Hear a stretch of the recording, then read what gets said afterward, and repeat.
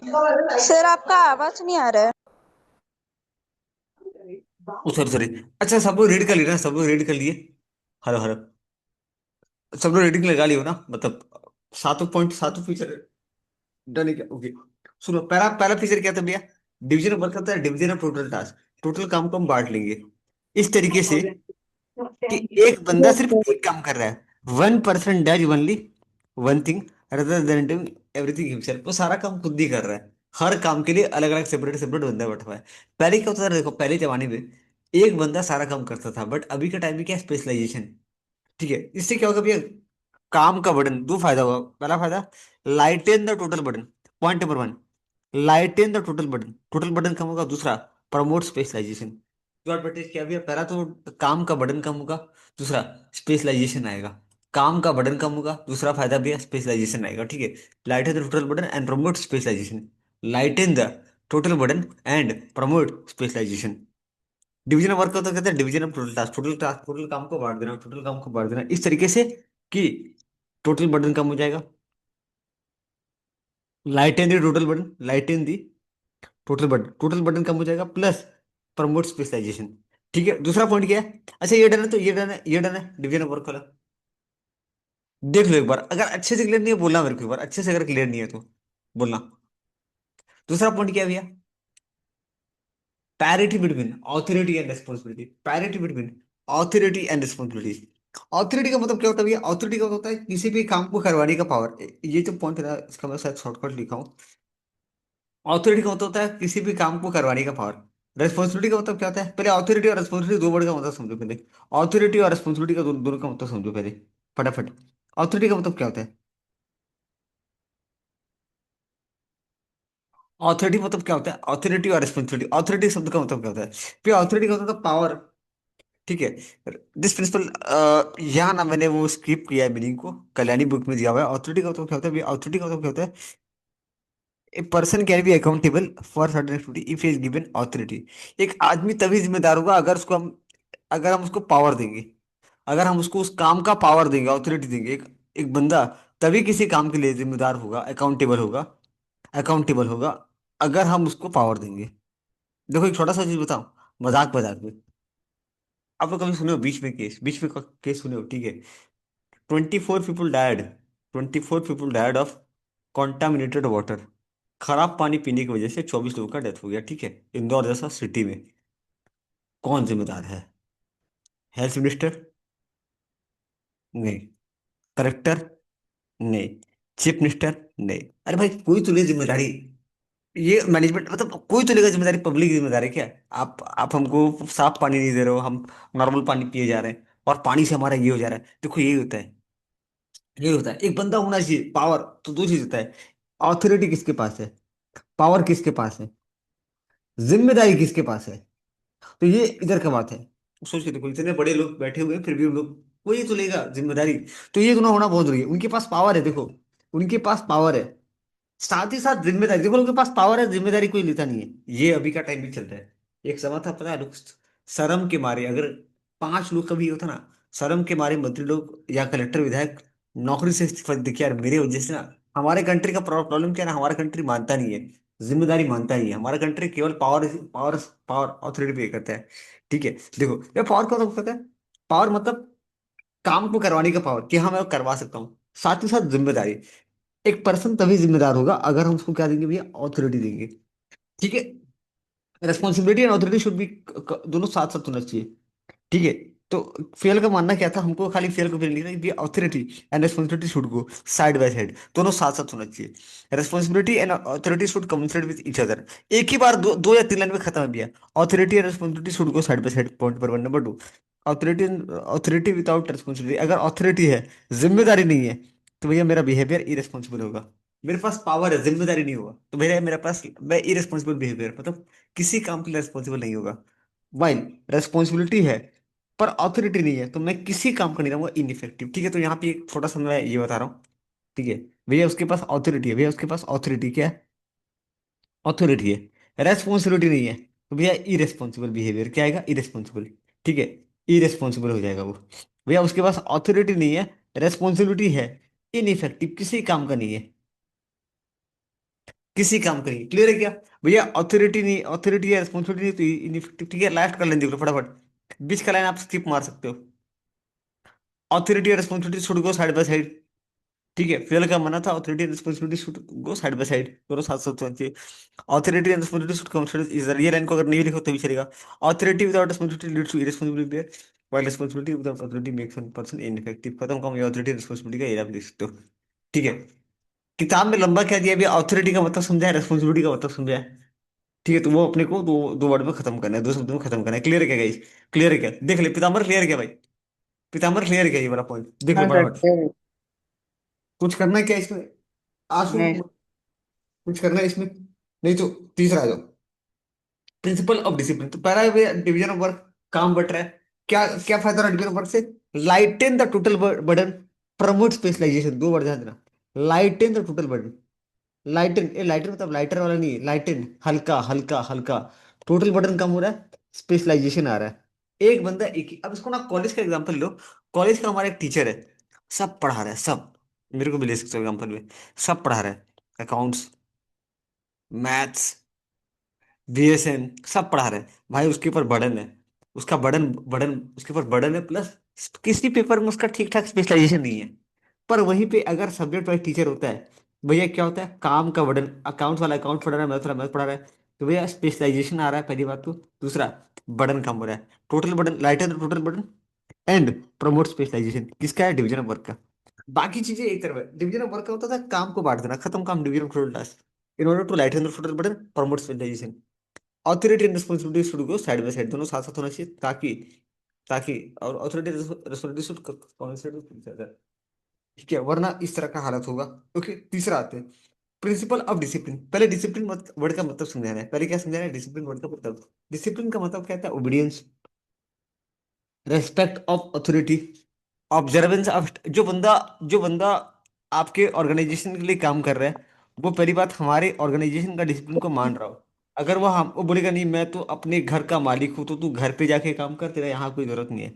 सबसे पहली चीज तो तेरे को डिसिप्लिन को मानना पड़ेगा, तुझे ओबीडियंट होना पड़ेगा, तुझे रेस्पेक्ट करना पड़ेगा अथॉरिटी को, तुझे स्टेबलाइज जो रूल है उसको इसको पालन करना पड़ेगा। डिसिप्लिन बहुत जरूरी है, फॉर डिसिप्लिन की चाहिए for smooth running of organisation without any, और इसके बिना कोई बिजनेस प्रॉस्पर नहीं कर सकता। मेरे ख्याल से पढ़ते ही समझ में आ जा रहा है, पढ़ते ही समझ में आ रहा है, अकॉर्डिंग टू फील, ठीक है डन। क्या डिसिप्लिन का पहले मतलब समझा, डिसिप्लिन का मतलब समझा रहा है, डिसिप्लिन क्यों जरूरी है ये समझा रहा है, ठीक है। फिर क्या बोल रहा है, according to Fayol, good supervision at all level, clarity of rule. Discipline कैसे आएगा, पहली बात तो अच्छा सुपरविजन चाहिए, अगर जो ऊपर वाला बंदा ही बदमाश है तो फिर दिक्कत होगा ना, बढ़िया सुपरविजन चाहिए, बढ़िया सुपरविजन चाहिए, plus clarity of rule, rule regulation बताना पड़ेगा सबको, build in system of reward and punishment to maintain the discipline. Discipline कैसे बिल्ड करेंगे, सबसे पहले डिसिप्लिन कैसे आएगा, डिसिप्लिन का मतलब क्या होता है, डिसिप्लिन का मतलब क्या होता है भैया, डिसिप्लिन शब्द का मतलब क्या होता है,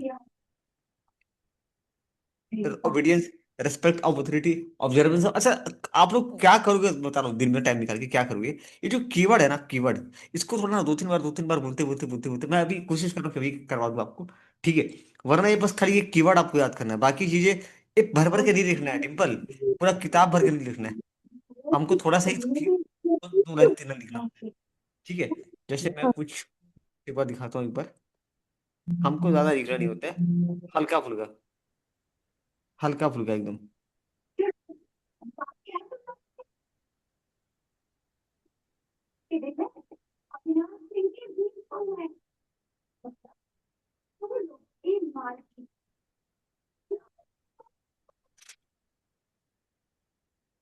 इस पेज पे जाएंगे टू, यहाँ पे तो मैं अलग से डिस्कशन करा दूंगा, ठीक है। देखो जैसे what is unity production, what is, देखो सिंपल सिंपल, दो दो लाइन में खाली मतलब समझो, इस टाइप का सवाल आता है, ठीक है। फेयर रेमुनरेशन का मतलब यूनिटी प्रोडक्शन अभी आएगा, ठीक है। रूट लेयर का मतलब क्या है, दिख रहा है, रूट लेयर का क्या कंपोनेंट है, ठीक है, इस तरह का सवाल आता है। मोशन स्टडी क्या है, मेथड स्टडी क्या है, मोशन स्टडी क्या है, ये पूरा कॉम्प्लिकेटेड है, ठीक है, इस तरह का सवाल आता है। फेयर रेमुनरेशन का मतलब क्या होता है, प्लेन प्लेन सवाल, प्लेन प्लेन, ठीक है, इसका मीनिंग क्या, ये 2 से 3 मार्क का सवाल है आपका, 2 से 3 मार्क का सवाल है, ठीक है, ठीक है, ज्यादा क्वेश्चन दिया ही नहीं है इसमें। क्या बोले, ऑडियो ऑडियो किसका आ रहा है भाई? ऑडियो माइक ऑफ कर लो प्लीज। पीछे टीवी का ऑडियो आ रहा है। मुनमुन, मुनमुन माइक कर दे तो। अभी नहीं आएगा। अभी नहीं आएगा, चलो अभी नहीं आएगा गाइस। ठीक है, चलो आगे बढ़ते हैं भैया, आगे बढ़ते हैं। ओके, फटाफट देख लो भैया, प्रिंसिपल ऑफ ऑथोरिटी। अच्छा, ऑथोरिटी कैसे आएगा भैया? सॉरी, डिसिप्लिन कैसे मेंटेन होगा? आई एम सॉरी, डिसिप्लिन कैसे मेंटेन होगा? Good supervision at all level. Good supervision at all level. Clarity of rule and built in system of reward and punishment. Fair का मानना था, ये इंपॉर्टेंट लाइन है, fair का मानना था कि हम सुपरविजन को किसी भी ऑर्गेनाइजेशन को स्मूथली चलाने के लिए, discipline is essential for smooth running of any business, without it no business can prosper. Point number one. Point number two, फिर तो भैया ये डिसिप्लिन आएगा कैसे? Good supervision at all level, clarity of rule, built in system of reward and punishment. ये करेंगे तभी आपके यहाँ पे डिसिप्लिन आएगा, वरना नहीं आएगा। आपको तीन चीज करना पड़ेगा। पहला, good supervision at all level. Good supervision at all level, ठीक है, गुड सुपरविजन चाहिए। ठीक है, दूसरा, clarity of rule. Clarity of rule मतलब कोई बंदा गलती कर रहा है, फिर आप उसको रूल बताओगे नहीं, पहले से बता दो, देख भाई ये रूल्स एंड रेगुलेशन जो फुल करना है, फुलफिल करना है। तीसरा, built in system of reward and punishment. Built in system of reward and punishment. Reward and punishment का सिस्टम बिल्ड करो कि कोई बदमाशी करेगा तो भैया, कोई अच्छा काम करेगा हम उसको रिवार्ड देंगे, कोई गलत काम करेगा उसको हम पनिशमेंट देंगे। खत्म काम। Built system of reward and punishment, ये तीन चीज हमको करना पड़ेगा ताकि हम डिसिप्लिन को मेंटेन कर सके। चौथा पॉइंट, प्रिंसिपल ऑफ यूनिटी। एक कट गया ना आपको, तो ये कटा है क्या पेज में? देखो तो, कटा है क्या? सबका कट गया ना ये वाला।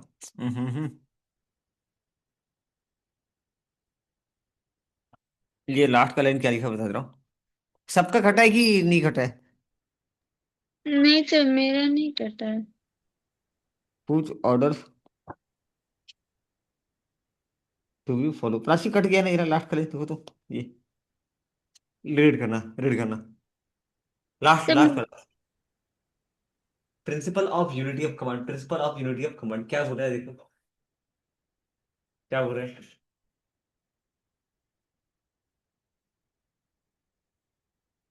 क्या बोल रहा है guys? देखो बोल रहा है कि one person should receive order from unity of command. क्या बोला भाई? यूनिटी, एक पर्सन को, एक बंदे को एक पर्सन से ऑर्डर मिलना चाहिए। अच्छा, ये हुआ है। ये ना, लाइक होता क्या है ना कि कभी कभी कंपनी में दो बॉस होते हैं, ठीक है? तो इसको ये भी ऑर्डर दे रहा, तू मेरा काम कर लेना, तू मेरा काम कर लेना, तू मेरा काम कर लेना। अब ये बंदा कंफ्यूज है कि पहले किसका काम करूं, अगर इसका काम किया इसका नहीं किया तो ये बुरा मान जाएगा। भाई ये सब नहीं। One person should receive order from, अगर आपको काम कराना है ना तो मतलब आप देखो, वन पर्सन शुड, एक बंदे का एक बॉस होना चाहिए। One person should receive order from one superior बंदी, ठीक है? One person should receive order from one superior बंदी, ठीक है? If in the other word, one person should have accountable to only one boss. One person should be accountable to only one boss. If one person is under more than one boss, there will be contradictory of order. ठीक है? Contradictory of order, contradictory confusion होगा, किसका order follow करना है, किसका किसका order करना है, किसका ऑर्डर नहीं मानना है, वो कंट्राडिक्टरी हो जाएगा। ठीक है? Subordinates will fail to understand किसका ऑर्डर फॉलो करना है, किसका ऑर्डर फॉलो नहीं करना है। ठीक है? ये कटा है क्या? अगर किसी कटा तो बस ऐड करो ना, एक बार नीचे ऐड कर लो। Yes, subordinate fail to understand किसका किसका करना है, किसका नहीं करना है, वो बेचारा कंफ्यूज हो जाएगा। तो बेटर क्या है कि there should be one person should receive order from one superior बंदी। ठीक है?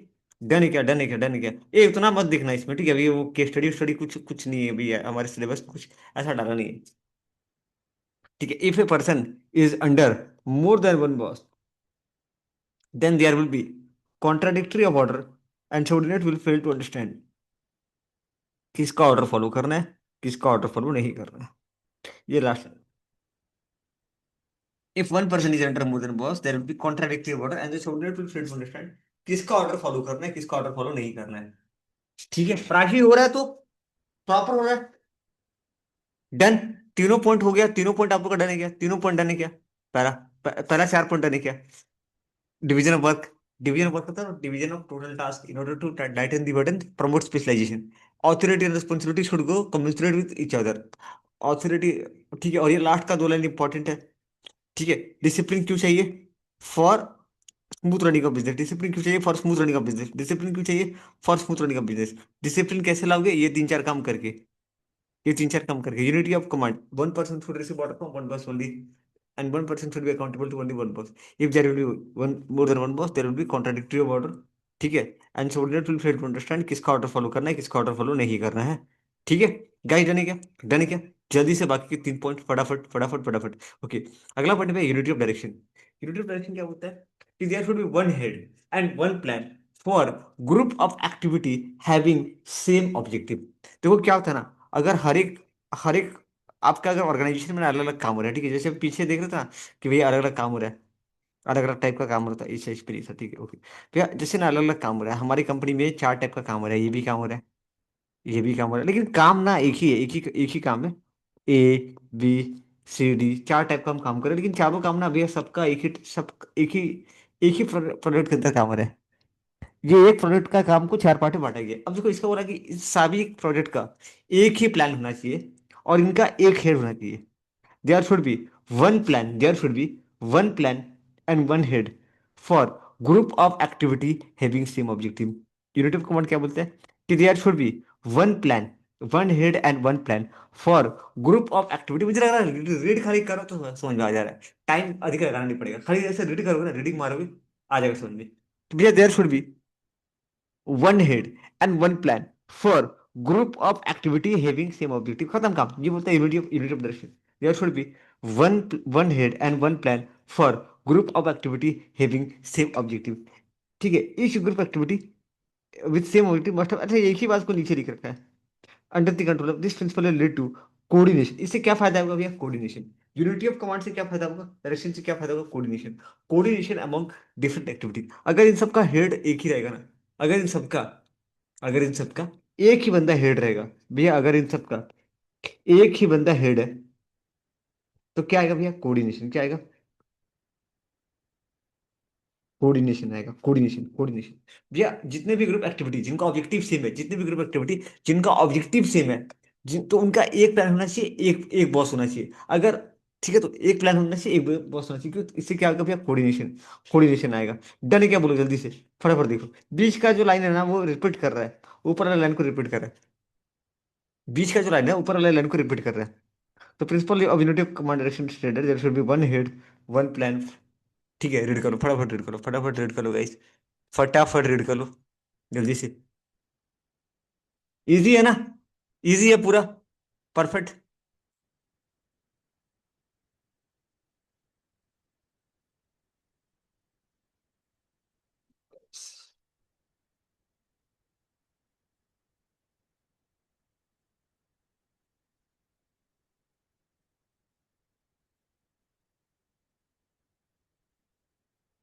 5 5 5 वाला हो गया क्या, 5 नंबर हो गया क्या, नीरज? हो गया क्या 5 नंबर? कोई डाउट है क्या 5 नंबर में? सर। हो गया प्रिंस, वो पीताम्बर हो रहा है तो, हो रहा है तो। हाँ सर, हो रहा है सर।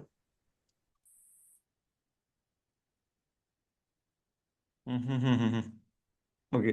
क्या बोल रहा है, नेक्स्ट पॉइंट लिखा, subordination interest and general interest. Subordination interest and general interest. देखो कभी कभी क्या होता है ना, देखो ऑर्गेनाइजेशन के अंदर ना 2 टाइप के बंदे होते हैं, एक पर्सन और एक हो गया group of. Fayol was opinion that the interest of one employ और ग्रुप ऑफ एम्प्लॉय। भैया एक बंदे का इंटरेस्ट है, ठीक है, यहाँ पे एक बंदा का इंटरेस्ट है, दूसरा है ग्रुप ऑफ एम्प्लॉय का इंटरेस्ट। क्या बोल रहा था, फेयर फेयर के मानना था कि हाँ एक बंदे का इंटरेस्ट ग्रुप ऑफ इंटरेस्ट से आगे नहीं हो सकता ज्यादा। देखो क्या होता है ना, देखो एग्जांपल दे रहा हूँ, फॉर एग्जांपल ठीक है, जैसे ना क्या होता है कि मैनेजमेंट एक नया चीज लाना चाहती है। मैनेजमेंट क्या कर रहा है, कोई नया चीज लाना चाहता है। नेटवर्क इशू था, लीव हो गया था। क्या बोल रहे थे, लीव हो गया था क्या ऑटोमेटिकली? ओके, नेटवर्क का network issue. Issue sir. Okay, network का इशू आ रहा है क्या, ओके, डिम्पल का भी लीव हो गया। ठीक है ठीक है ठीक है ठीक है। देखो क्या बोल रहा है यहाँ पे, सुना हाँ, भैया मैनेजमेंट क्या बोल रहा है, कि नया चीज लेके आना चाहता है। तो यहाँ पे एक तरफ हो गए 10 चमचे, 5 चमचे, और यहाँ पे हो गए भैया 150 वर्कर। ये 5 चमचे चाहते हैं ना कि कंपनी के अंदर कुछ नया चेंजेस आए, पर 150 वर्कर बोले नहीं हमको नहीं चाहिए। देखो क्या होता है ना, यहाँ पे 150 वर्कर का बात है और यहाँ पे 5 वर्कर का बात है। कंपनी का जो मैनेजर होता है वो 5 वर्कर का बात को बहुत ज्यादा सुनता है, इनका बात नहीं सुनता है। तो इनका भैया इनका ना इंटरेस्ट को पहले देखता है, इनका इंटरेस्ट को इग्नोर करता है। तो इसके चक्कर में पता है क्या होगा, बहुत बड़ा तो क्या होता है कि जहाँ जहाँ एक आदमी का इंटरेस्ट है और जहाँ पे काफी लोगों का इंटरेस्ट है, तो आपको इसका इंटरेस्ट को पहले देखना होगा, ठीक है, इनको इग्नोर करना होगा एक बार। एक, क्योंकि वो बता रहा हूँ, चलो इधर समझते हैं। फिर का माना था opinion that interest of one employ और a group of employ should not triple over the interest, वो सॉरी आई एम सॉरी, चाहे एक बंदे का इंटरेस्ट हो, चाहे एक बंदे का इंटरेस्ट हो, I am again wrong, sorry, चाहे वो एक बंदे का इंटरेस्ट हो या ग्रुप ऑफ एम्प्लॉय का इंटरेस्ट हो, कंपनी के इंटरेस्ट से बड़ा नहीं हो सकता। कंपनी के इंटरेस्ट से बड़ा नहीं हो सकता, हाँ दे दीजिए। कंपनी के इंटरेस्ट से बड़ा नहीं हो सकता भैया। चाहे एक बंदे का इंटरेस्ट हो, एक एम्प्लॉय का इंटरेस्ट हो, या ग्रुप ऑफ एम्प्लॉय का इंटरेस्ट हो, कंपनी के इंटरेस्ट से बड़ा नहीं हो सकता। Should not trample the interest of the company enterprise as whole. जहां पे कंपनी का भलाई है, कंपनी उसके हिसाब से देखा, एक बंदे का इंटरेस्ट या ग्रुप ऑफ एम्प्लॉय का इंटरेस्ट, ये group of employee, sorry sorry, मैं एक चाहे वो एक बंदा हो या कंपनी के ग्रुप का कोई बंदा हो, ठीक है, उसका इंटरेस्ट कंपनी के इंटरेस्ट से बड़ा नहीं हो सकता। When the individual interest and common interest differ, it is duty of management to reconcile them. जहां भी एक आदमी का इंटरेस्ट और पूरे कंपनी के इंटरेस्ट के साथ, ठीक है, अगर झगड़ा होता है, कॉन्फ्लिक्ट होता है, तो ये मैनेजमेंट का जिम्मेदारी है कि उसको ठीक करे, रिकाउंसिल करे। ठीक है। कभी कभी होता है ना कॉन्फ्लिक्ट, ग्रुप में झगड़ा हो जाता है, तो ये मैनेजमेंट का जिम्मेदारी है। इसकी वजह से आपका कंपनी का काम नहीं अटकना चाहिए। ठीक है, तो फेल का माना था कि इंटरेस्ट, अब यहाँ पे पता कोई भी कुछ भी टॉपिक हो सकता है, नया काम लाना, नया नया कुछ भी नया, जैसे फेल का माना था कि इंटरेस्ट ऑफ वन एम्प्लॉय और group of employ should not prevail over the prevail, मतलब क्या होता है प्रिविल, मतलब क्या होता है नीला, प्रिंस पिल्ले, प्रिंस, कहाँ गया पीताम्बर, हाँ। प्रिविल मतलब क्या होता है भाई, जीतना, जिसको होते विन, मतलब इनका इंटरेस्ट कंपनी के इंटरेस्ट से बड़ा नहीं हो सकता। सीधी सी बात है। जब भी इंडिविजुअल इंटरेस्ट और कॉमन इंटरेस्ट डिफर होता है, अलग अलग होता है, तो ये मैनेजमेंट की जिम्मेदारी है, उनको क्या करे, रिकाउंसिल करे, ठीक करे। ठीक है, थोड़ा थोड़ा क्रिटिकल क्रिटिकल पॉइंट है, रीड कर लो एक बार, दिक्कत होगा मुझे बोलना। एक बार रीड कर लो, फटाफट रीड कर लो, फटाफट रीड कर लो। राशि हो रहा है तो ये वाला पूरा भारी तो नहीं हो रहा है? आशु, आशु बन रहा है कि नहीं? हाँ सर, बंद हो रहा है। हो रहा है तो कोई दिक्कत नहीं। अच्छा, जो टॉपिक लगे ना, जो टॉपिक नीला जैसे लगा ना, कोई टॉपिक ऐसा होगा, टॉपिक लग रहा होगा ना कि भैया थोड़ा सही ना याद, मतलब ऐसा लग रहा है कि कीवर्ड आ नहीं रहा है, तो भाई वहां पे क्या करना होगा ना, उसी टॉपिक को ज्यादा, जैसे डिवीजन वर्क इजी है, हल्का है, बहुत बार पढ़े होगे, लास्ट का टॉपिक जैसे कि ये सारे, ये सब टॉपिक आएगा आएगा, ये सब टॉपिक जो लास्ट लास्ट का टॉपिक है, थोड़ा ज्यादा पढ़ना पड़ेगा अपने को।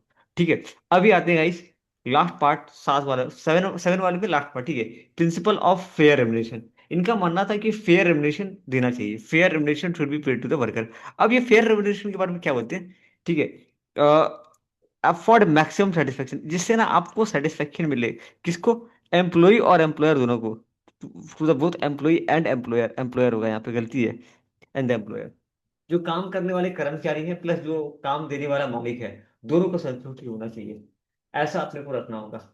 ठीक है। फेयर रेमुनेशन का मतलब उन्होंने क्या बोला, fair remuneration should be paid to the worker, should be just and fair, जिससे वो, उसको मैक्सिमम सेटिस्फेक्शन हो, ऐसा नहीं कि वो काम कर रहा पर दुखी है, सैलरी बहुत कम है। वर्कर के जुबान से अगर ये आ रहा है ना कि सैलरी बहुत कम है, एक आपको बता रहा हूँ, बहुत सारे कंपनी ना, उनको एक सेकंड, हाँ।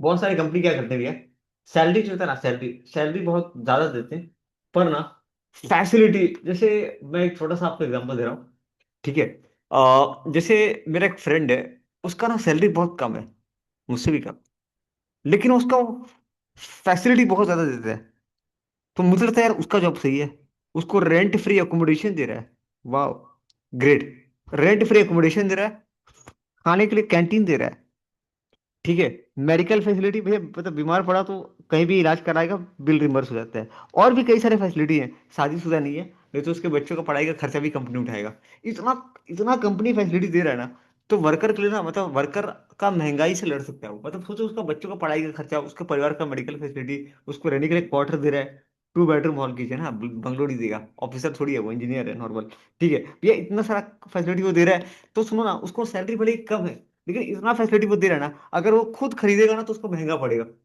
खुद वो लेगा ना, रेंट आज के डेट में कोई भी 2 बेडरूम हॉल किचन लोगे ना, तो नॉर्मल सिटी में 7 से 10 हजार का भाड़ा चलता है, 7 हजार, नॉर्मल 7 हजार भाड़ा, और वो 7 हजार लाख रेंट उसको दे रहा है खुद, उसको फ्री में कैंटीन दे रहा है, कैंटीन मतलब वो, मतलब नॉर्मल, ठीक है, उसको मेडिकल फैसिलिटी दे रहा है, बहुत सारे बच्चों की पढ़ाई का खर्चा उठा रहा है भैया, एक्चुअली भी ना, मतलब वो रहता है, वो कंपनी का जिम्मेदारी है, कंपनी बियर कर सकता है उन चीजों को, पर ना भैया कंपनी अगर वर्कर को ढंग से सैलरी नहीं देगा, तो कंपनी के लिए नुकसान क्या है, वर्कर लोग आते रहेंगे जाते रहेंगे, वर्कर, और वो कंपनी कभी भी ग्रो नहीं कर पाता, बिकॉज उसके पास वैसे लोयल लोग नहीं होते, लोयल लोग, लॉयल्टी क्या होता है उसको, लॉयल लोग नहीं होते हैं। कंपनी के पास जो वर्कर कम से कम उसके पास 15 साल 20 साल जिंदगी भर कम से कम काम करेगा, तभी तभी टिक पाएगा कंपनी। तो ऑर्गेनाइजेशन के लिए जिम्मेदारी, अभी वो आएगा टॉपिक, वो आएगा अभी टॉपिक, ठीक है।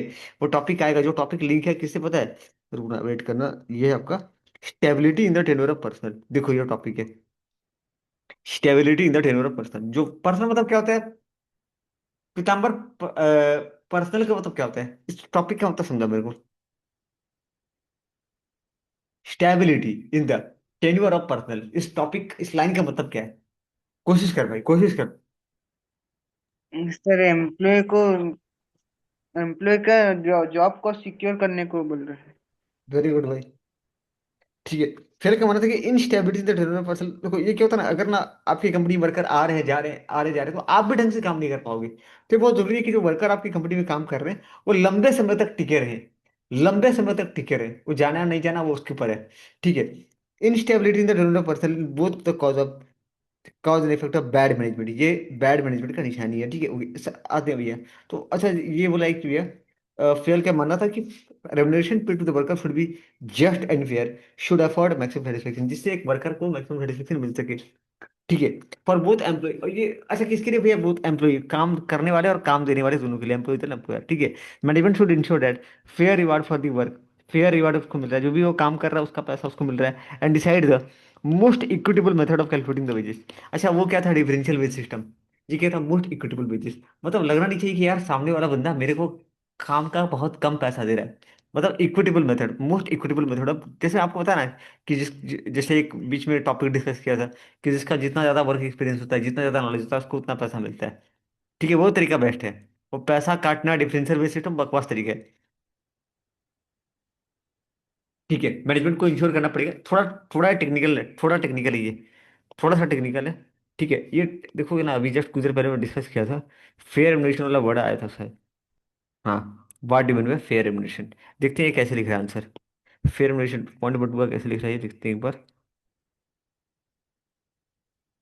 ओके ओके, बीच का है remuneration paid to the worker should be just and fair and afford maximum flexibility to both employee and employer. अच्छा सारा नहीं लिख रहा है, सारा आराम का नहीं लिख रहा है, खाली बीच का वर्ड।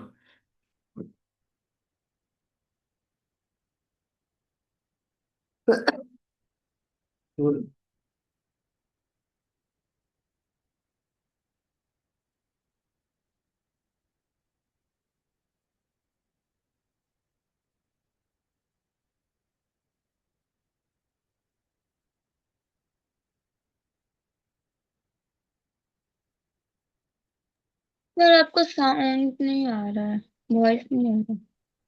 देखो हम लोग को ना लाइक क्यूबी से समझ में क्या आएगा भैया, कैसे लिखना है आंसर को। Just and fair should afford maximum both employee and employer, ठीक है। अच्छा ये नहीं लिखना है, सॉरी सॉरी मैं गलत बोल गया, ये लाइन नहीं लिखना है, ऊपर का लाइन, ऊपर का लाइन नहीं दिख रहा तू? ये 2 मार्क के लिए भी ये लिखना है, अगर 3 मार्क का है तो भैया ये लाइन ऐड कर दो, खत्म काम। 3 मार्क को थोड़ा अलग आएगा, थोड़ा मॉडिफाई करके आएगा सवाल, ठीक है। आगे बढ़ते हैं, क्लियर है क्या? The worker should always be just and fair, remuneration paid to the worker should be always just and fair and should afford maximum satisfaction to the both employees and employer, ठीक है। चलो आगे बढ़ते हैं, मैं अब भगा रहा हूँ, पूरा पूरा भगा रहा हूँ, मुझे ऐसा लग रहा है। थोड़ा मैं स्लो करता हूँ, रुक जाओ, ज्यादा भगाना नहीं है मेरे को, ठीक है। गाइस बाकी के टॉपिक पे आते हैं हम लोग, ठीक है। एक बार ना मैं पीछे से आता हूँ, फिर अपने लिंक करेंगे प्रिंसिपल ऑफ इनिशिएटिव, ठीक है। जो नहीं, 7 हो गया ना, 7 3 10, ओके। रुको मेन मेन कर देते हैं पहले, सेंट्रलाइजेशन डिसेंट्रलाइजेशन, ओके पहले मेन मेन कर लेते हैं। सेंट्रलाइजेशन का मतलब क्या होता है? नहीं एक बार ट्राई करो तो, सेंट्रलाइजेशन डिसेंट्रलाइजेशन ट्राई करो, ट्राई करो क्या होता है, मतलब सेंट्रलाइजेशन का मतलब क्या होता है, डिसेंट्रलाइजेशन का मतलब क्या होता है?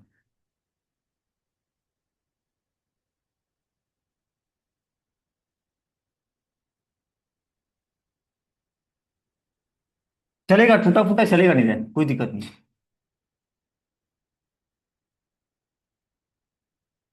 एक एग्जांपल दूं, एक एग्जांपल दूं, देखो अगर ना, अभी ये बात ना चल रहा था पता है, देखो हम लोग को पता है, हम लोग के यहाँ पे 2 टाइप का गवर्नमेंट है, एक है सेंट्रल गवर्नमेंट, ठीक है, एक होता है सेंट्रल गवर्नमेंट, एक है स्टेट गवर्नमेंट, ठीक है।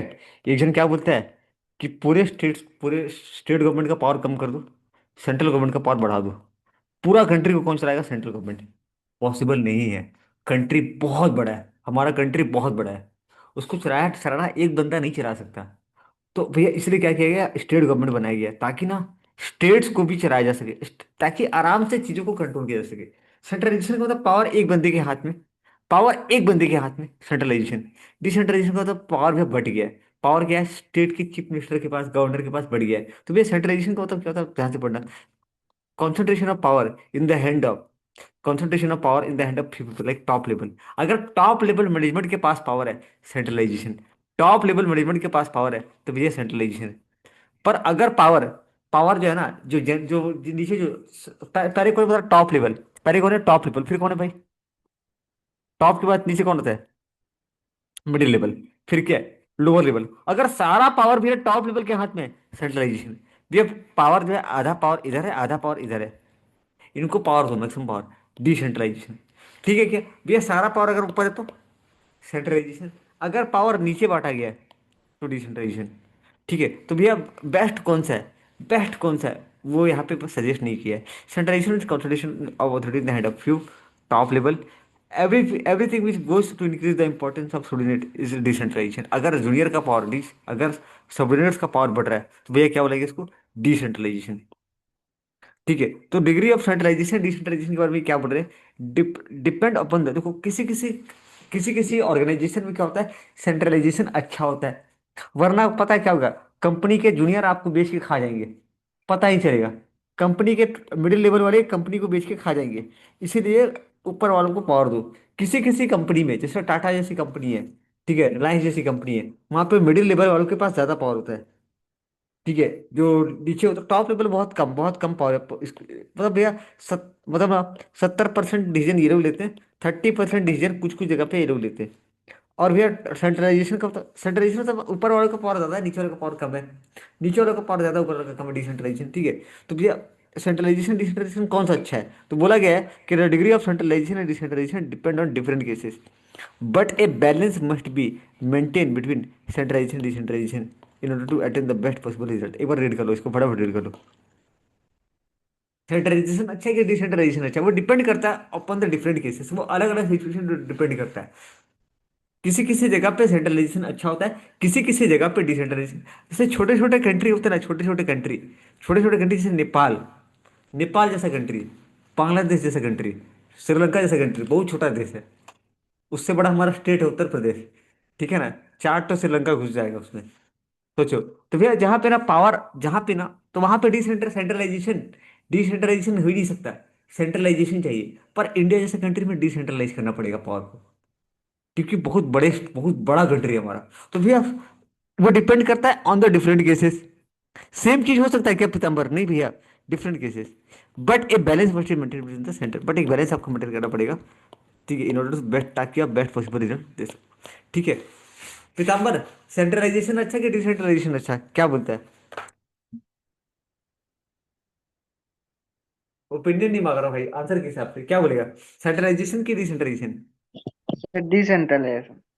नहीं भाई, depend on different cases, depend on different cases, वो डिपेंड करता है अलग अलग केस के ऊपर, कि जैसा सिचुएशन उसके हिसाब से। ठीक है, but a balance must be maintain between, but एक बैलेंस को मेंटेन करना पड़ेगा, बैलेंस को मेंटेन करना पड़ेगा सेंट्रलाइजेशन और डिसेंट्रलाइजेशन के बीच में। गाइड नहीं क्या, गाइड नहीं क्या, गाइड नहीं क्या, गाइड नहीं क्या, चलो आ जाओ आ जाओ, प्राची आए क्या समझ में, प्राची आ रहा है क्या, जरा प्राची आ रहा है क्या, एक यस। बैलेंस को मेंटेन करना पड़ेगा, बैलेंस हमको मेंटेन करना पड़ेगा। फटाफट आ जाओ, last, sorry ninth point, scratch chain. ए रुक जाओ यार, थोड़ा ये खतरनाक ये, रुक जाओ, इधर आते हैं, ये इंपॉर्टेंट है, लेकिन ये बहुत इंपॉर्टेंट है। आते हैं इसके ऊपर, ये आधा दिमाग तो ऐसे ही कर देगा ये। Principle of order, principle of order का मतलब क्या होता है, orderly arrangement of man and material. ठीक ठीक है, there should be fix place, मेरे ख्याल से पढ़ते ही समझ में आ जा रहा है ना, प्राची, मुनमुन, पढ़ते ही आ जा रहा है समझ में। Orderly arrangement of man and material, there should be fix place for everything and everyone in the organisation. ठीक है, आप लोग इसको लिखना, आप लोग इसको लिखना, नीचे ऊपर का लाइन को खाली रेड करो, नीचे का लाइन लिखना, for every fixed place for every material and other thing used in the organization. Similarly, there should be fixed place for every in the organization. ताकि there should be no wasted of time in locating any material or any person, ताकि time का wastage ना हो। Orderly arrangement of man and material, क्या बोला, orderly arrangement of man and material. Fayol का मानना था कि there should be fix place for every material and other thing use in the organisation, there should be fix place for every employee in the organisation. ठीक है। इससे क्या होगा भैया, there will be no time wasted in locating any material और any person. हो गया क्या एक बार में? आयशा, पढ़ा पढ़ा तो ये वाला लाइन को आपने 10 नंबर, सिर्फ ये सर वाला। जल्दी से रेड मारो जल्दी से।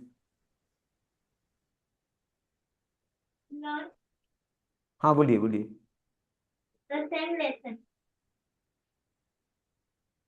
क्या बोल रहे हैं? Hello hello. मुनमुन आ रहा है तो, मुनमुन आ रहा है तो पूरा प्रॉपर, कोई दिक्कत नहीं हो रहा है?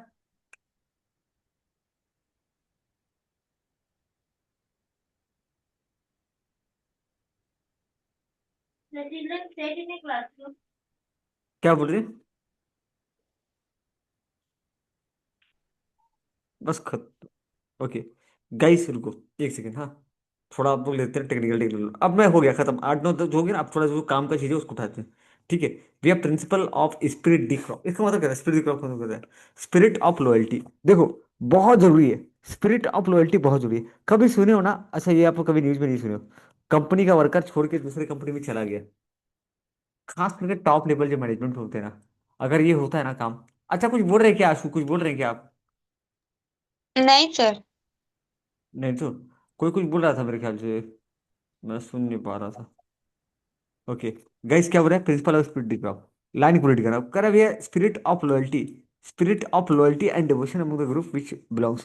देखो क्या बोल रहा है ना, जिस जिस कंपनी के लिए आप काम कर रहे हो ना, उसके लिए आपका लॉयल्टी, उसके लिए आपका डिवोशन होना चाहिए।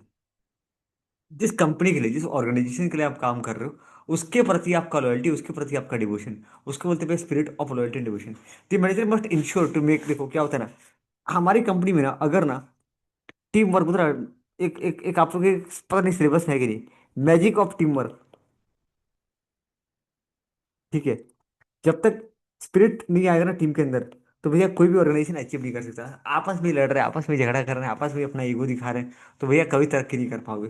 तो आपको ना पहले तो क्या लाना पड़ेगा? लॉयल्टी लाना पड़ेगा, लॉयल्टी और डिवोशन लाना पड़ेगा। कंपनी में जो वर्कर काम कर रहे हैं उनके लिए, वो ऑर्गेनाइजेशन के लिए क्या लिखेंगे? लॉयल्टी और डिवोशन।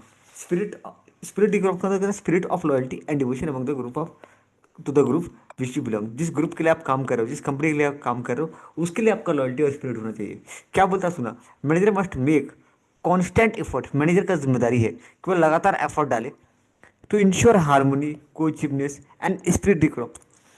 HCE लाने का कोशिश करें, हारमोनी, कोचिवनेस और spirit the crop among the soldier to ensure the unity, ताकि क्या है भैया, यूनिटी आ सके, and high morale which is very essential for success of any enterprise. बस ये लाइन काफी है। 50 तो चीजें मत याद करो, 50 तो चीजें याद नहीं करना पड़ेगा, खत्म काम, ये वो खाली रीडिंग के लिए, खाली बस ये लाइन। मैनेजर को क्या करना पड़ेगा भैया, उसको लगातार मेहनत करना पड़ेगा ताकि वो ऑर्गेनाइजेशन के अंदर, पता है, मैं आपको बता रहा हूँ ना कि मैं एक ऑर्गेनाइजेशन का आपको बता रहा हूँ, वहाँ पे ना एक जैसे कि आपका होता है ना 15 अगस्त, 26 जनवरी, तो वहाँ पे ना कम्युनिटी किचन चलता है। कम्युनिटी किचन पता है क्या होता है? जैसे हम लोग पिकनिक एक बार मनाते हैं ना, वहाँ पे हर कोई हर फेस्टिवल, होली हो चाहे दिवाली हो, हर फेस्टिवल में ना एक बड़ा सा ग्राउंड रहेगा। ग्राउंड में ना सारे वर्कर एक साथ बैठ के खाना खाते हैं, सारे वर्कर एक साथ बैठ के खाना खाते हैं। ये मैं बता रहा हूँ, ये जस्ट एक पार्ट बता रहा हूँ। या इससे क्या होता है, इससे ना वर्कर के अंदर ना टुगेदरनेस आता है। वर्कर लोग एक साथ खुद खाना बनाएंगे, खुद ये करेंगे, खुद ये करेंगे। करीबन 400 500 वर्कर है उस कंपनी के अंदर। भैया इससे क्या पता, भैया इनके अंदर एक वो आता है, कोऑपरेशन आता है। पूरा एकदम मिलिट्री जैसा लाइफ जीते हैं, मजाक नहीं कर रहा हूँ। मिलिट्री के अंदर जो होता है ना, इंडियन मिलिट्री के अंदर वो चीज़ है। ये यहाँ पे क्या होता है, हारमोनी। हमको लाना है क्या है भैया? हारमोनी लेके आना है। अपना ऑर्गेनाइजेशन के अंदर ही टूट फूट रहेगा, तो लोग कैसे आगे काम कर पाएंगे? ठीक है ना? तो भैया हारमोनी लाना है, कोई चीज लेके आना है, स्पिरिट दी क्रॉप लेके आना है, HCE लेकर के आना है, ताकि भैया हम क्या ला सके? यूनिटी ला सके, एंड हाई मोरल ला सके इन लोगों के बीच में, ताकि वो जरूरी है for success of an enterprise. किसके बीच में लेके आना है, किसके अंदर लेके आना है? डिम्पल किसके अंदर लेके आना है ये, सॉरी आंसू किसके अंदर लेके आना है? भैया जो कंपनी में वर्कर काम कर रहे हैं, भैया जो कंपनी के अंदर जो वर्कर काम कर रहे हैं उनके बीच में। ठीक है, क्या करना पड़ेगा भैया, क्या करेगा मैनेजर, क्या करेगा? Harmony, cohesiveness, split the crop among these to ensure unity of command and. इसके लिए 3 चीज़ उसको हटाना पड़ेगा। पहली बात तो डिवाइड, ये खाली रीडिंग करना, याद मत करना। डिवाइड एंड रूल को, डिवाइड एंड रूल, फूट डालो राज करो, ये सिस्टम बिल्कुल बंद करो। दूसरा, एब्यूज रिटन कम्युनिकेशन। ठीक है, ये 2 चीज़ें आपको हटाना पड़ेगा, एब्यूज रिटन कम्युनिकेशन। ठीक है। मतलब थोड़ा होता है ना क्या बोलते हैं उसको, चिल्ला के बात करना, डांट के बात करना, वो सब आपको बंद करना पड़ेगा, वो सब आप नहीं कर सकते। आपको वर्कर के साथ बहुत ही, तो ये सब चीज़ें नहीं करना, ये खत्म, ये देखो, ये ऊपर का देखो खत्म काम, बस ये काफ़ी है। हार्ड लग रहा है कि इजी लग रहा है? आशु पढ़ने में क्या लग रहा है, इजी हार्ड कैसा? बताओ तो उस हिसाब से।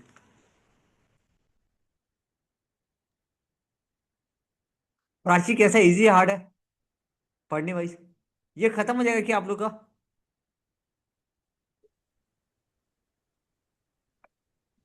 प्राची इजी है तो? हेलो? हो जाएगा तो? आशु, प्रिंस क्या बोल रहा है भाई, इजी के हार्ड है? प्रिंस इजी के हार्ड है? ये लाइन 14 नंबर, खाली 20 का पार्ट रीड करना है, 20 का पार्ट।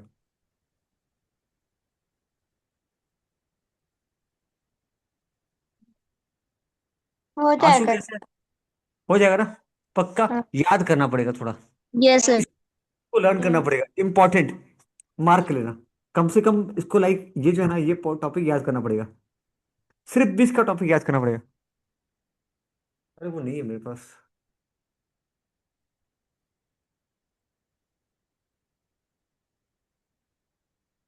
करो ये देखता हूँ, ये इंपॉर्टेंट है गाइस। होगा, रुको मैं देखता हूँ, रुको मैं देखता हूँ। ठीक है guys, guys guys guys guys guys, important है। ठीक है, अगेन देखना। ठीक है, प्राचीस को याद कर लेना, ये बहुत इंपॉर्टेंट है, याद करने में बहुत दिक्कत आएगा, कठिन शब्द है इसमें।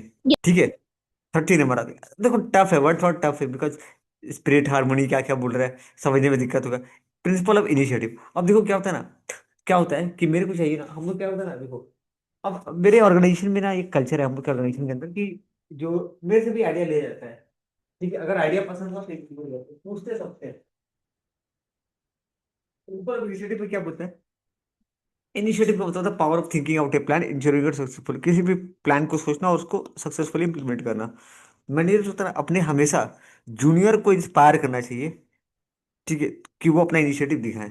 ठीक है, इनिशिएटिव का पहले मतलब समझो, इनिशिएटिव का मतलब होता है किसी चीज को सोचना, किसी भी नया आइडिया को सोचना और उसको सक्सेसफुली इंप्लीमेंट करना, इसका मतलब इनिशिएटिव का मतलब होता है। तो भैया ऑर्गेनाइजेशन के अंदर इनिशिएटिव होना बहुत जरूरी है, इनिशिएटिव होना बहुत, किसी भी ऑर्गेनाइजेशन के अंदर इनिशिएटिव का कंसेप्ट होना बहुत ज्यादा जरूरी है। ठीक है, मैनेजर होता है अपने, मैनेजर ना अपने जूनियर को इनकरेज करता है, मैनेजर अपने जूनियर को इनकरेज करता है टू इंस्पायर। ठीक है, तो बस खत्म खत्म खत्म खत्म खत्म खत्म खत्म। फेल का क्या कहना था भैया, फेल का मानना था कि manager should sacrifice his own vanity. यहाँ भी ये भी टेक्निकल वर्ड है, इसलिए सबसे लास्ट में उठा रहा हूँ। ये खाली ये जो फेल हो रहा है ना, ये वर्ड टेक्निकल हो जा रहा है। अभी देखेंगे क्यूएनए में कैसा, ये क्यूएनए में कैसे प्रेजेंटेशन करना है वो देखेंगे अभी। ठीक है, फेल का मानना था कि manager should sacrifice his own vanity, आप अपनी उसको छोड़ दो। ठीक है, अरे यार, मैं बीच में यहाँ गड़बड़ लिख दिया, मैं पूरा गड़बड़ कर दिया हूँ, पूरा गड़बड़ कर दिया हूँ। Thank you. जल्दी से लिखना। टंटा टटा, मैंने फूड सेक्रीफाइस ह्यूमैनिटी इनिशिएटिव। अरे यार, ये भी ढंग से लिखा नहीं है। प्राची आप लोगों में क्या लिखा है? यही वर्ड लिखा है कि अलग लिखा है? थोड़ा सा पढ़ो तो एक बार।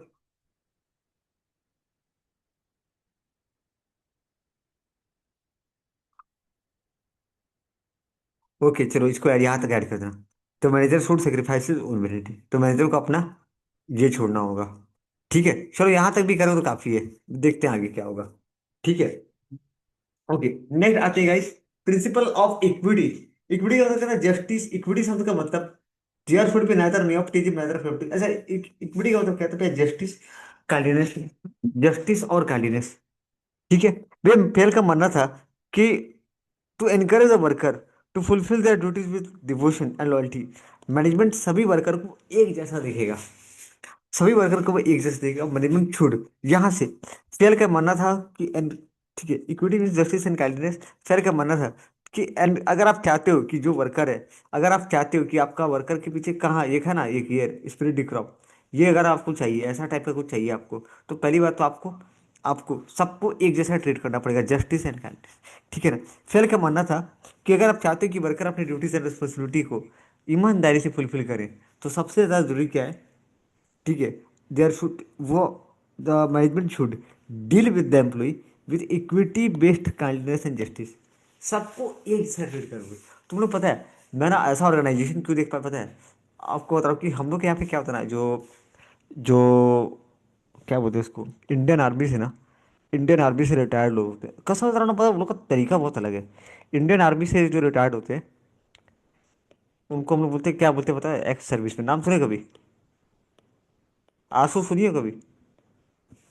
जो इंडियन आर्मी से रिटायर्ड होते हैं, इनको ना, मतलब मजाक नहीं कर रहा हूँ, इनको ना गवर्नमेंट बोलता है कि आप एक काम करो, कोल इंडिया के अंदर एमसेल जो है ना, नाम सुना कि नहीं? एमसेल पीताम्बर नाम सुना होगा तो, ऑफिस देखा होगा बोल रहा मैं, एमसेल का देखा है कि नहीं? हाँ सर, देखा हूँ सर। बहुत बड़ा ऑफिस है ना, कोल इंडिया हाँ सर। का एक छोटा सा सेक्रेटरी है।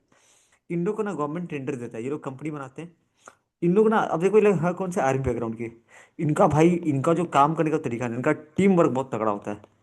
इनसे ना बहुत कुछ सीखने को मिलता है। लाइक इन लोग जैसे 10 तो फौजिया है, वो लोग कंपनी चालू की है, 20-25 गाड़ी चला रहे हैं। इनका ना भाई तरीका काम करने का बहुत तगड़ा होता है। ऐसे नॉर्मली कोई एक बिजनेसमैन है ना, जैसे, खराब मत सोचना ठीक है राशि, जैसे ना एक नाम था रूंगटा करके, रूंगटा ग्रुप। रूंगटा ग्रुप एक कंपनी है, और ये कंपनी है, जमीन आसमान का फर्क है। ये मैन पावर अच्छे से मैनेज करता है भाई। ये बंदा ना पैसा, खाली पैसा, मनी, वर्कर का केयर ही नहीं करता था। मतलब इसको मैन पावर मैनेज कर, और ये ना देखो एक्चुअली बात भी ये है ना कि अल्टीमेटली प्रॉफिट ही कमाना है, तो इस सेंस में ये सही है। पर ये जो बंदा है ना भाई, मैन पावर लोग बहुत तगड़ा मैनेज करते हैं। लेकिन इन लोगों के पास ऐसा था ना कि इन लोग का जो कैंप होता है, कैंप, वो कैंप होता है जंगल में। भैया जंगल में कैसे? अरे भाई बाइंस एरिया है, जंगल ही रहता है। रात को ना डकैत बदमाश लोग आए, जंगल गुंडा लोग, वही बजरंग दल, ये सॉरी, हैं, मानो चाहे मत मानो, है वो लोग थोड़ा बदमाशी करते हैं। तो शरीफ लोग नहीं घुसते उसमें, जो लोफर लफंगे टाइप आते हैं, जा रहे हैं डिस्ट्रॉय करने के लिए। कैंप के अंदर 400 वर्कर थे, कूद डाले उन लोगों को। जैसे ही कैंप में जाते ना बदमाशी करने, हफ्ता मांगने कि चंदा दो, ये दो, वो दो, काम बंद कर देंगे, नहीं करेंगे। चार जितने वर्कर थे ना, बोले सर मालिक लोग आप अंदर रहिए, ठीक है, और कूट दिए पूरा वर्कर को। भाई वो तेरे को पता है, देख तू गौर कर रहा, उसी एरिया के लोग हैं, अपना ही एरिया के लोग पीट दिए। प्रॉब्लम क्या है समझना भैया, ये लाना पड़ा हमको। एग्जाम्पल क्या पता है आपको ना, टीम के अंदर वो स्पिरिट लेके आना पड़ेगा। और मैं ऐसा स्पिरिट आज तक कभी किसी कंपनी में नहीं देखा हूँ भैया। ऐसा कि ना वो कंपनी में कहते ना, वो मालिक और नौकर में झगड़ा चलता रहता है। देखो ना नॉर्मली सुने को, मालिक नौकर में झगड़ा चल रहा है, उसको कोई बढ़िया कंपनी मिलेगा छोड़ के चला जाएगा। ये लोग कभी जिंदगी में नहीं जाएंगे यहीं पे। तो ऐसा प्यार मोहब्बत इस कंपनी के अंदर तुमको दिखेगा ना, वो ना लाना। उसके अंदर टीम वर्क भाई, जो तरीके से लोग काम करते हैं ना, जो आपको बोला ना अभी एक चीज कम्युनिटी किचन का बताया, ये सब चीज में लाइक देखा हुआ है मेरा, देखा हुआ है भाई। बहुत तगड़ा, बहुत तगड़ा, तब खास करके। देखो तो क्या होता है ना भैया, बात सुनना, बात सुनना, क्या बोलते हैं उसको, तो यहाँ पे ना क्या होता है, सबको एक जैसा ट्रीट किया जाता है। कोई बड़ा नहीं, कोई छोटा नहीं, कंपनी का मालिक भी तुम्हारे साथ बैठ के चटाई पे खाना खा रहा है, ऐसा होता है। मजाक नहीं कर, इतना डिवोशन, इतना वो ना लाना पड़ेगा आपको। Fail was the film that की encourage worker fulfil the duty with the devotion and loyalty, बहुत जरूरी है। डिवोशन और लॉयल्टी लाना बहुत जरूरी है वर्कर के अंदर, ठीक है? तो वर्कर ना सबके साथ एक जैसा व्यवहार ट्रीट करेगा। There should be neither nepotism, neither favouritism. आधा ऑर्गेनाइजेशन को तो यही बर्बाद करता है, नेपोटिज्म और फेवरेटिज्म। होता है ना चमचा, वो ये आधारों को बर्बाद कर देता है। नेपोटिज्म और फेवरेटिज्म नहीं होना चाहिए। All should be given just and fair treatment. तो नेपोटिज्म नहीं होना चाहिए, फेवरेटिज्म नहीं होना चाहिए, ठीक है? चलो काम की बात करते हैं भैया। फेल का मानना था कि वर्कर हमको ना सबको एक जैसा ट्रीट करना पड़ेगा। There should be equity based candidates and justice. Keyword क्या है? प्राची हार्ड है, थोड़ा सा हार्ड है वर्ड। हार्ड मतलब ये हार्ड क्यों यस बोल रहे हो? सर। हार्ड क्यों बोल रहे हो? हार्ड नहीं भैया, क्या है ना, जब आप याद करोगे ना भूल जाओगे आप, पढ़ोगे भूल जाओगे, पढ़ोगे भूल जाओगे, ये भूलोगे आप ना देखना स्टार्टिंग का कुछ नहीं भूलोगे, जो भूलोगे लास्ट का भूलोगे।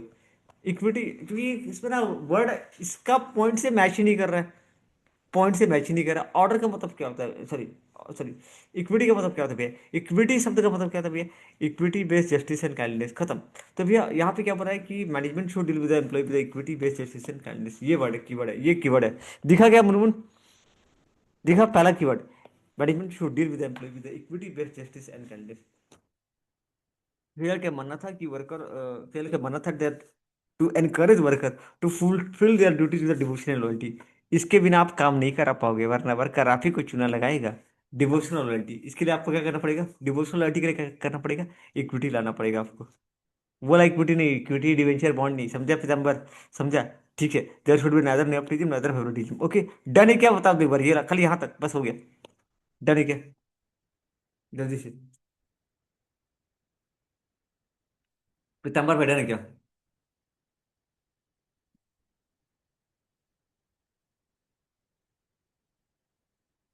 भाई साहब 10 नंबर पॉइंट फटाफट।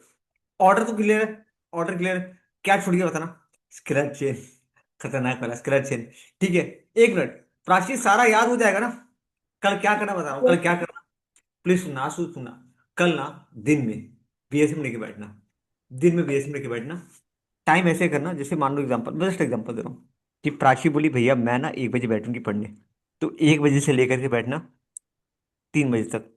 एग्जाम्पल दे रहा हूँ, भैया पहला पार्ट खत्म करूंगी इसको, पहला पार्ट खत्म करूंगी किसको, उसको। ऐसे बैठना प्राची, आप ऐसे बैठे 2 घंटा में कभी खत्म नहीं होगा पूरा टॉपिक। पहले का 2 घंटा टाइम लेना, दो दो दो दो 2 घंटा, 2 घंटा टाइम स्लॉट बांट लेना। पहला भैया खत्म करोगे साइंटिफिक प्रिंसिपल्स ऑफ मैनेजमेंट। ठीक है, उसके बाद भैया खत्म करोगे 2 घंटे में 14 प्रिंसिपल्स ऑफ मैनेजमेंट। ऐसे करना, 4 घंटा लेना, बीएसएम खत्म। एक चैप्टर पूरा डन। अब बोलोगे ना कि भैया मैं पूरा 2 घंटा में पूरा चैप्टर खत्म करूंगी, नहीं होगा।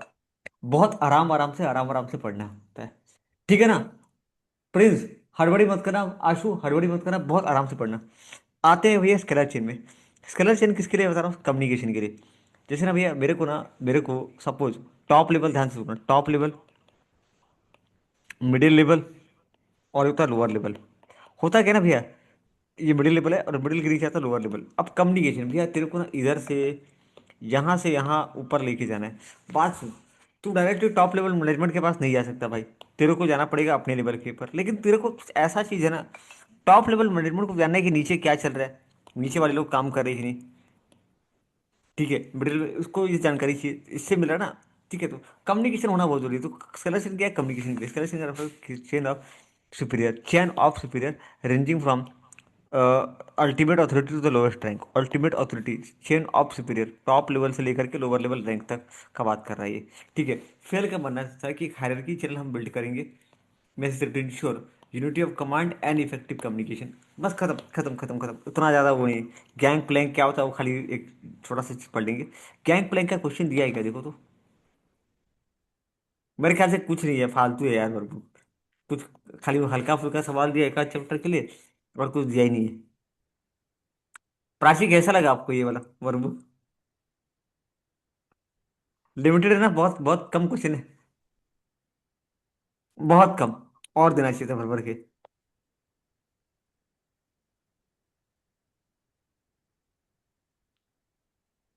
दिया ही नहीं है, गैंग प्लैंक दिया ही नहीं है इसमें। गैंग प्लैंक क्या है, क्या है, कैसा है, कुछ पूरा ही नहीं है भाई साहब। कुछ तो दे देते, कुछ तो आप दे देते यार, हल्का फुल्का कुछ तो। चलो कोई नहीं, चलो आते हैं।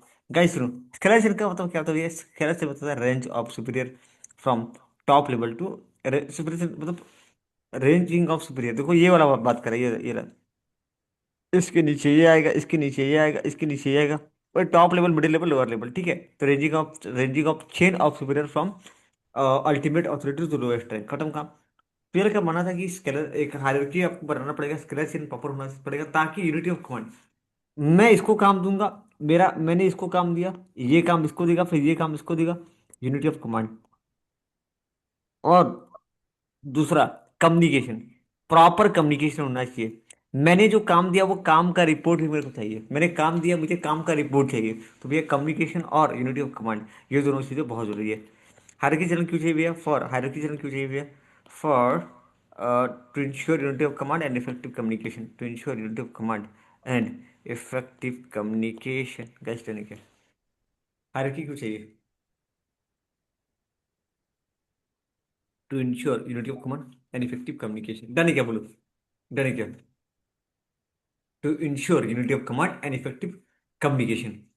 ठीक है, एक गैंग प्लेइंग एक तरीका है। गैंग प्लेइंग छोड़ो, इसको अभी मत देखो यार, हटाओ, फालतू है, अभी मत देखो, अभी मत देखो, अभी मत देखो। चलो मैं एक काम करता हूँ, मैं ना एक बार गाइस मैं एंड ही कर देता हूँ सेशन को, कि थोड़ा क्यूएनए कर ले, क्या बोलते हो? एक बार रीडिंग करो, एक बार रीडिंग करो, कल होगा तो। कल क्या करे बताओ एक बार, कल क्या करे, कल बीएसएम ले। कल एक दिन मेरा बीएसएम करने का ही मन कर रहा है। सर मैं ना कल थोड़ा घर में फंक्शन है, कल क्लास नहीं कर पाऊंगी, आप रिकॉर्डिंग कर दोगे क्या? प्लीज बट रिकॉर्डिंग देख लेना। गाइस ये क्या बोल सब रहे हैं? देखो। गाइस बाकी लोग क्या बोल रहे हैं? बीएसएम करे कल। कल मैं बिजनेस ट्रांसफॉर्मेट कराऊंगा। ये सब आशु क्या बोल रहे हो? प्रिंस क्या बोल रहा है भाई? प्रिंस क्या बोल रहा है? अच्छा मैं होमवर्क दे दूंगा कुछ अकाउंटिंग का, कुछ होमवर्क वगैरह टेस्ट वगैरह कुछ लगा दूंगा कल। ठीक है। बीएसएम टाइम निकाल के पढ़ लेना भाई, प्लीज भाई। प्लीज भाई प्रिंस पढ़ लेगा, बीएसएम का पढ़ लेगा तो। आशु, आज हाँ सर। पक्का टॉपिक हाँ डन होगा ठीक। मेरे ख्याल से डन होगा, ज्यादा कुछ नहीं। कल अब मैं कोशिश करूंगा कल मैं क्यूएनए कराऊंगा, पहले बिजनेस नंबर चैप्टर करा दूंगा। क्यूएनए देखता हूँ मैं, इसका डिस्कशन डाल देंगे। ठीक है, अभी करें क्या डिस्कशन वो देखते हैं एक बार। अभी नहीं करते, पहले रीड करो, पहले रीड कर लो। पहले तगड़ा तैयारी कर लो, फिर करते हैं, मजा आएगा। ठीक है। बाय, एंड करता हूँ, मैं एंड करता हूँ। ठीक है।